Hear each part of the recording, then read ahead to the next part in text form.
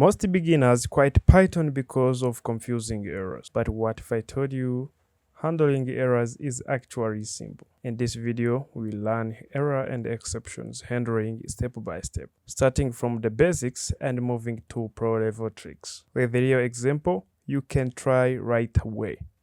By the end, you will be confident in fixing Python errors like a pro. So let's get started. Start with the type of errors. So we have two types of error. The first one is syntax error.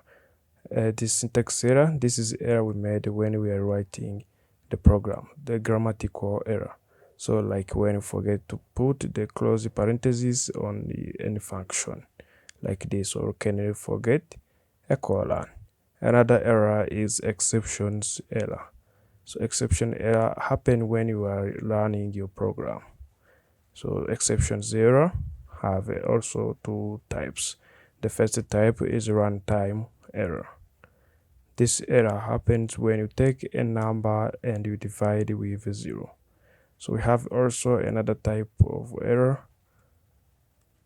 which is a logical error.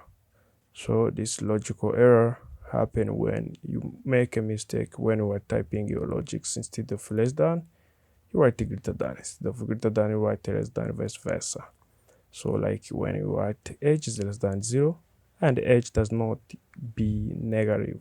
So let's start with these a few codes that I'm gonna explain you.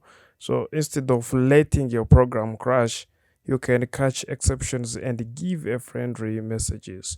So this first line is the input variable, which is going to hold the value from the user. When user type on keyboard, we will store the value to this variable input data. And then we are going to use int function to convert this input data values into integers. By this is typecasting operation. So the value which converted into integers is going to be assigned here on num. Then we are going to take 10 and over num. Now we can print it on the screen. So when a user inputs 0, it can cause an error, which is ZeroDivisionError. So to solve these exceptions, you can use here try, and then here we can simply select this because we need to put here the indent by simply click on tab button. Then automatically it puts an indent. Then here I can write except. Okay, as you see.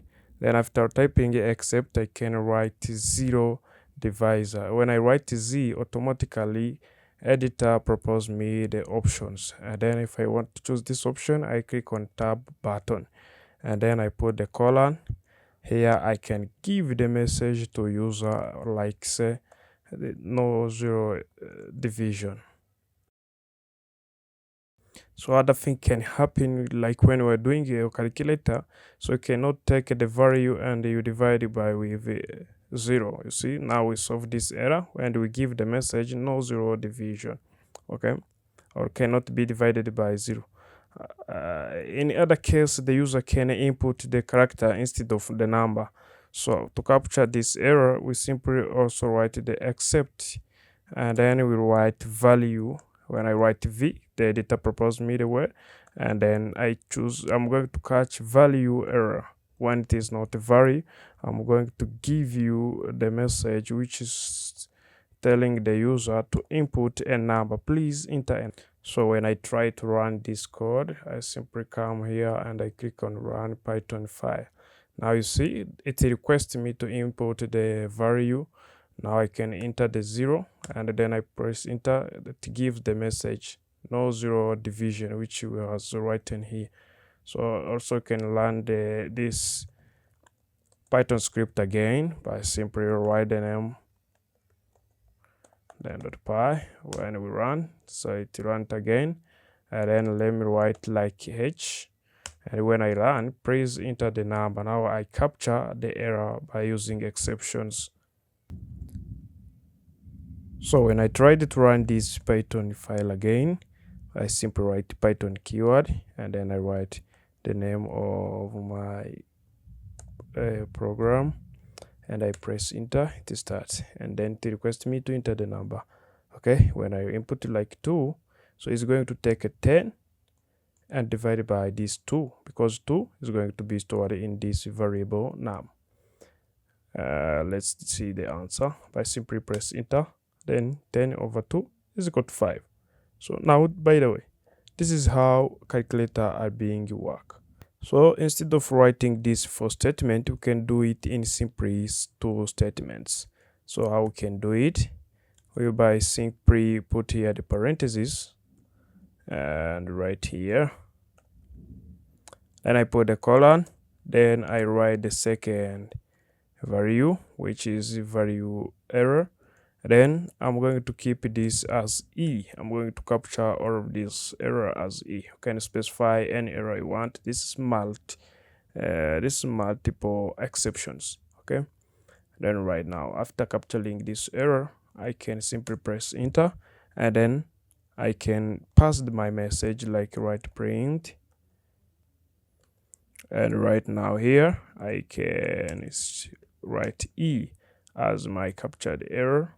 Higher any error where I'm going to capture it as E as the NRS name, and then error occurred, and then I display the error occurred. So instead of write all of that stuff, we can use simply this statement. Then I run again. You see, when I type 0, now error occurred. This is 0 division by 0. You see, also the program is work. This is how you can do your calculator. Let's go to the next topic. So what healthy things I wanna show you is the rising exceptions. So like when you want to create your own error to stop the program if there is something is wrong. Okay, let's say here we have age which is equal to -5. So here I can say if though my age is less than 0, now I can force here to rise an error because the age cannot be negative. So right now I can say rise keyword. I use rise keyword, and then I check what we call value. Okay, value error. Then inside this value error function, I can pass the message that I want to tell you. Like I say, age not be negative. That is enough. Okay, when now I can run my program. I simply see it here in terminal. See, the rising error value age is not negative. You see the error. If I want, I can clean this by simply write clear, and then I run the program again. You see, so the age not be negative. That's great. So this is the error that displayed, age not be negative.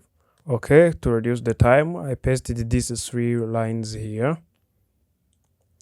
So I'm gonna explain to you very quickly. So this first line is going to read the file which is text, and then we are going to read it in the read mode. This error means we have the permission to read only.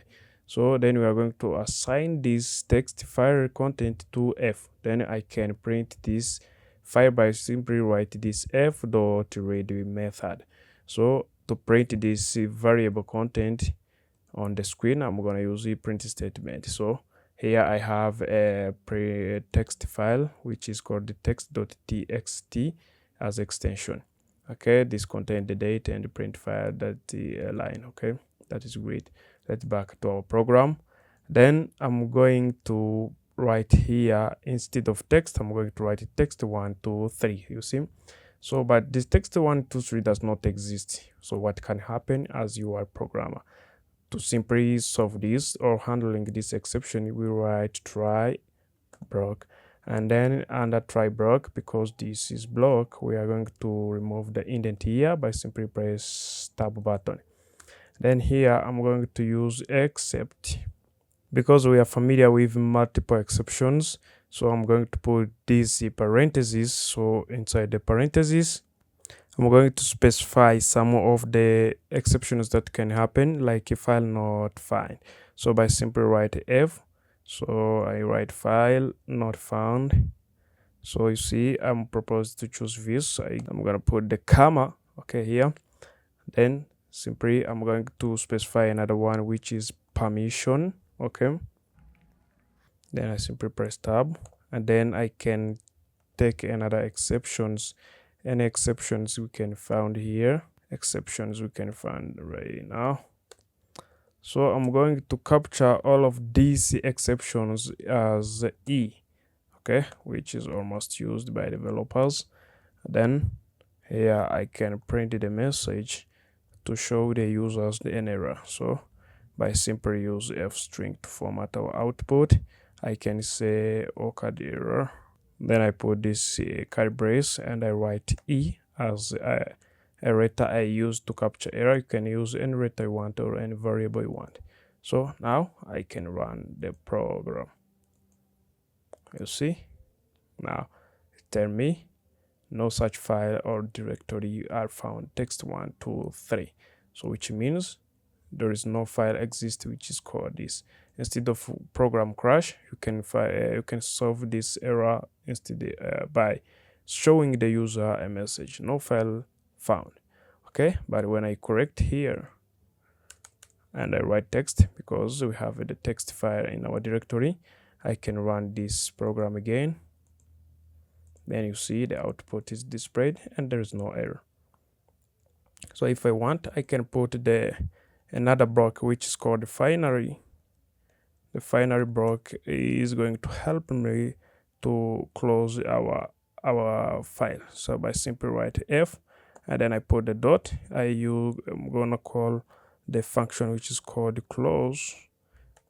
This is make sure our file has been closed. Okay, then we can run the program. So that is great. That is how you can solve and handling the error in reading file in Python. And as you come awareness by solving the errors in Python and any other program, you are becoming a pro developer. So now you can develop a system and you start expecting what can happen when the user interacts in different way on badly way.